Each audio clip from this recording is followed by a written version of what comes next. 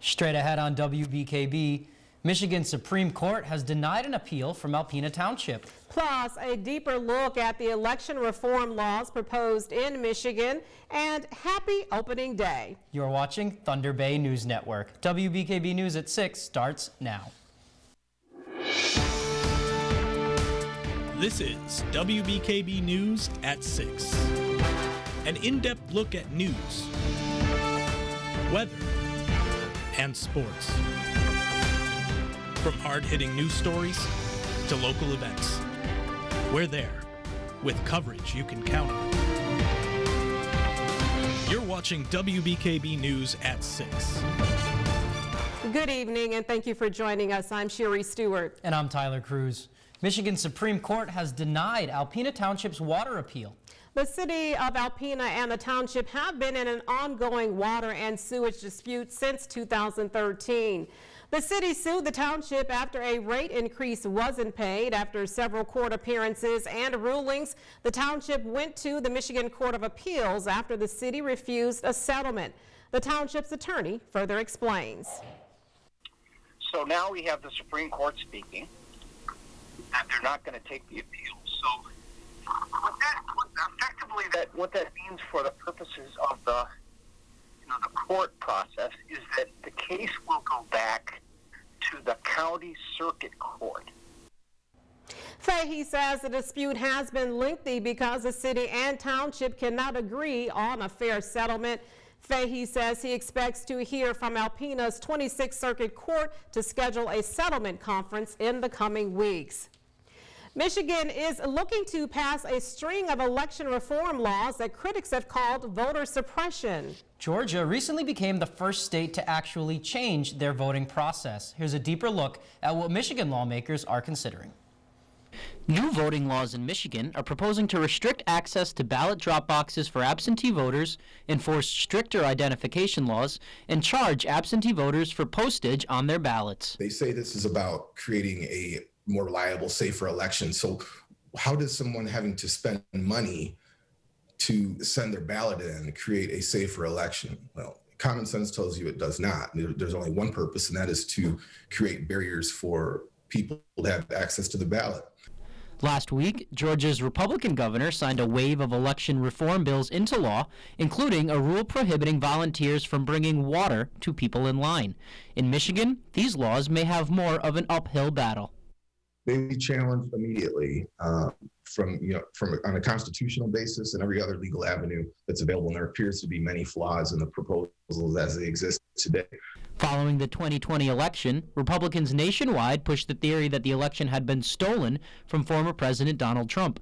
Even after that claim has been deemed untrue by courts around the country, including the Supreme Court, it is being used to justify election reform laws proposed in 43 states.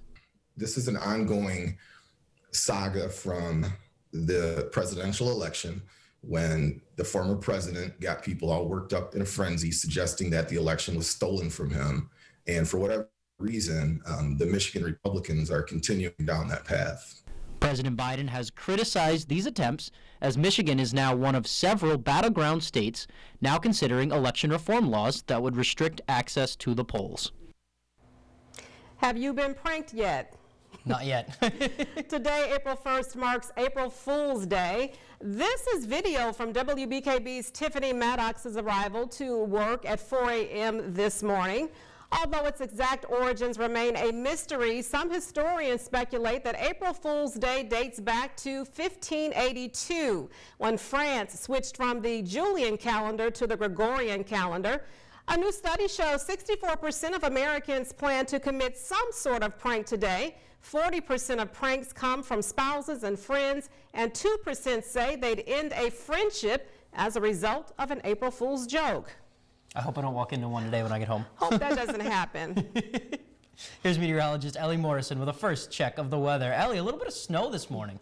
Yeah, we still had a few flurries that lingered over from last night, but those have cleared out. Now we're seeing sunshine, but still needing to bundle up with some chilly temperatures across the area. Clear skies in Alpena at 32 degrees and in Oscoda 33 degrees with clear skies. Gaylord checking in at 31 degrees with clear skies. Going into this evening, we will have temperatures cooling off into the middle and lower 20s. Low temperatures will be heading down to the upper teens early tomorrow, so it will be a cold start to Friday. By the time we get into the late morning and midday time frame, temperatures will be climbing into the 30s. We'll be heading up to high temperatures tomorrow in the middle 40s. That's a little bit warmer than today, and some much warmer temperatures are on the way for the weekend. I'll let you know how warm it gets for Saturday coming up later in the newscast. Thanks, Ellie. We'll see you in a bit. Today is finally opening day. Yeah, Sherry, it's Christmas morning for baseball fans. Well, my Red Sox didn't play today because of weather in Boston, but not here. Not in Michigan. Check out the Tigers battling through their first few innings of the 2021 season in the snow. It looked a little different than years past, but Detroit welcomed over 8,000 fans in socially distanced pods to watch them take on the Indians. And even though it was snowing, I always see opening day as a sign of warmer weather to come. Jake will have the full highlights and final score for you later in sports.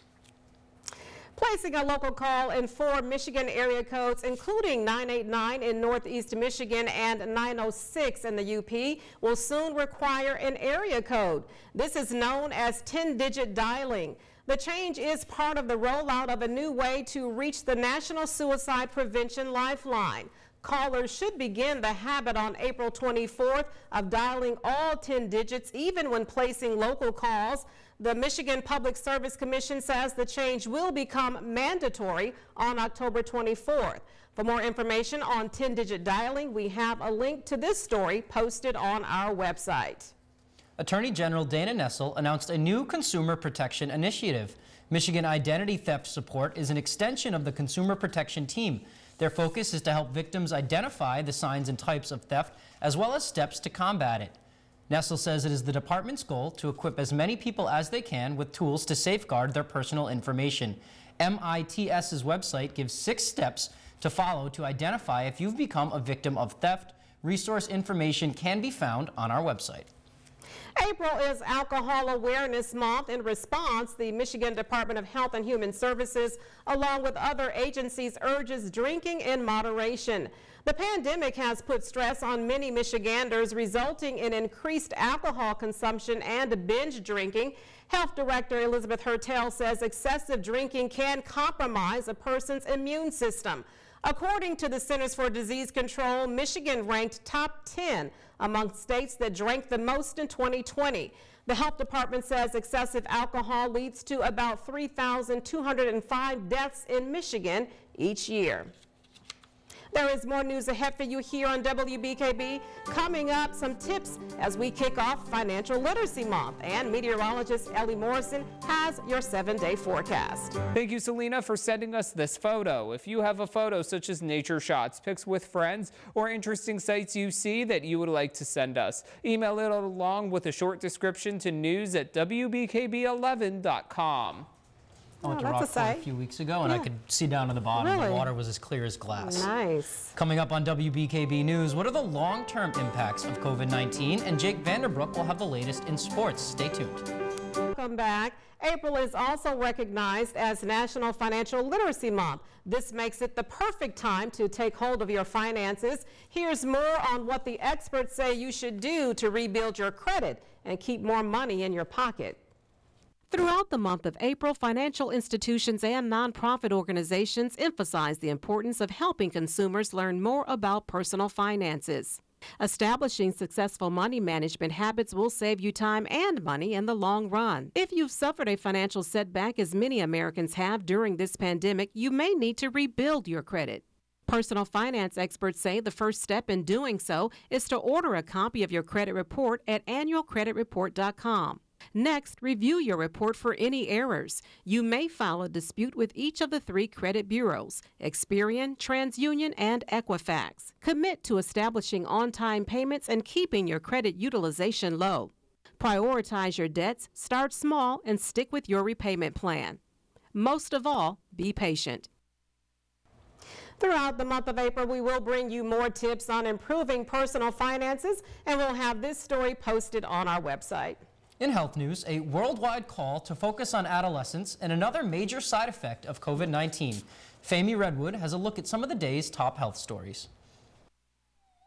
Long-term complications from COVID-19 could have a major impact on healthcare systems for years to come. That's according to UK researchers who examined the medical records of about 47,000 hospitalized COVID patients and found nearly a third were eventually readmitted for organ dysfunction. A new study in the journal Neurology finds exercise may help slow the progression of Parkinson's disease. Researchers found activities like walking, biking, or even household chores help patients maintain better memory and thinking skills over time. And global leaders are calling for greater action to address adolescent well-being. An estimated 1.2 billion people are currently between the ages of 10 and 19. Advocates say they're set to inherit a world impacted by climate change and COVID-19 as they transition into young adulthood. Those are some of the day's top health stories. Famie Redwood, CBS News, New York. Sports is coming up next, but first, Jake Vanderbrook is in with a preview. Jake, you know me, there's no better way to kick off baseball season than a Yankees loss, right? Yeah, I mean, tough day for my Yankees, but hey, you can't win them all. Next in sports, we have your top play of the week. You don't want to miss that. And yes, opening day for the Tigers. They were at Comerica Park for a meeting with the Cleveland Indians. Keep it here, ladies and gentlemen, because sports is coming up next. Chuck Lorre's newest show arrives at CBS, and a new documentary celebrates women in comedy. Chris Martinez has your eye on entertainment.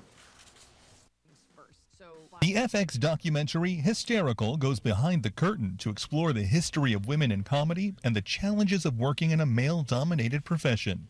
Men have been doing comedy for longer because women were expected to stay home, have children, and then die. The film features clips from female comics from the last 50 years. We need to lift each other up because no one else is going to do it for us. They always book their bros. Hysterical airs on FX Friday, then streams on Hulu Saturday. There is a lot down here that we know nothing about. Adventurer Victor Vescovo is on a mission to go where no human being has gone before in the new Discovery Plus series, Expedition Deep Ocean. Vescovo and his team risk tropical storms, icebergs, and seismic fault zones on their quest to reach the lowest depths of all the world's oceans. The 5-part series debuts on Discovery Plus today. There he is. There he is. Al, over here! And war veteran Riley and his interpreter Al are reunited in Chuck Lorre's newest comedy, The United States of Al. Together, the pair struggles to maneuver civilian life in Ohio, a world away from Afghanistan. I can't wait to show you everything. And I want to see everything. Washington, D.C., Las Vegas. And what's the name of that place that sells peanut butter and brings it to you on a forklift? Costco. The United States of Al premieres tonight on CBS right after Young Sheldon. That's your eye on entertainment. Chris Martinez, CBS News, Los Angeles. That's all we have for you this evening. You can read more about our broadcast stories and get the scoop on other news items online. Just visit WBKB11.com for sports, weather, and news updates anytime, day or night. And check us out on our Facebook page and Twitter handle at WBKB11. Be sure to catch us back here tonight at 11 with Stephanie Manici. Have a great evening.